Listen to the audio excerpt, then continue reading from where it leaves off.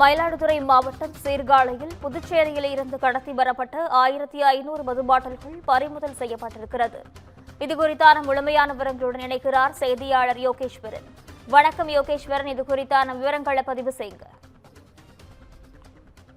வணக்கம் நிஷா. மயிலாடுதுறை மாவட்டம் சீர்காழி சுற்று வட்டார பகுதியில் தமிழக அரசால் தடை செய்யப்பட்ட புதுச்சேரியை சேர்ந்த மதுபானங்கள் விற்பனை செய்யப்படுவதாக கிடைத்த தகவலின் பேரில் மயிலாடுதுறை மாவட்ட காவல் கண்காணிப்பாளர் ஸ்டாலின் அவர்களின் உத்தரவின் பெயரில் சீர்காழி காவல் ஆய்வாளர் புயல் பாலச்சந்திர தலைமையிலான போலீசார் திருமுல்லை வாசல் பகுதியில் வாகன சோதனையில் ஈடுபட்டனர். அப்பொழுது அந்த வழியாக வந்த சொகுசு கார் ஒன்றை நிறுத்தி சோதனை செய்ததில் அந்த காரை ஓட்டி வந்த புதுப்பட்டினத்தை சேர்ந்த சண்முகம் என்பவர் போலீசாரின் விசாரணையின் போது முன்னுக்கு பின்னாக முரணாக பதிலளித்து உள்ளார். இதனால் சந்தேகமடைந்த போலீசார் காரை சோதனை செய்த பொழுது அவர் காரில் தமிழக அரசால் தடை செய்யப்பட்ட புதுச்சேரியை சேர்ந்த மதுபானங்கள் இருந்ததை அறிந்த போலீசார் அவரிடம் தீவிர விசாரணை மேற்கொண்டனர். அப்பொழுது அது மட்டுமின்றி மேலும் 2 வாகனங்களில் மது பாட்டில்கள் கடத்தி வருவது தெரிய வந்தது.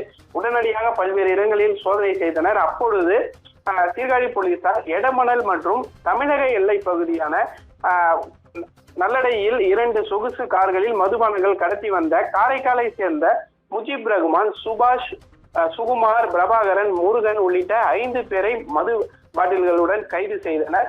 சீர்காழி காவல் நிலையத்தில் விசாரணையானது மேற்கொண்டு வருகின்றன. 20 லட்சம் மதிப்பிலான சொகுசு கார்கள், 2 சக்கர வாகனங்கள் மற்றும் 1500 மது பாட்டில்கள் பறிமுதல் செய்யப்பட்டுள்ளது.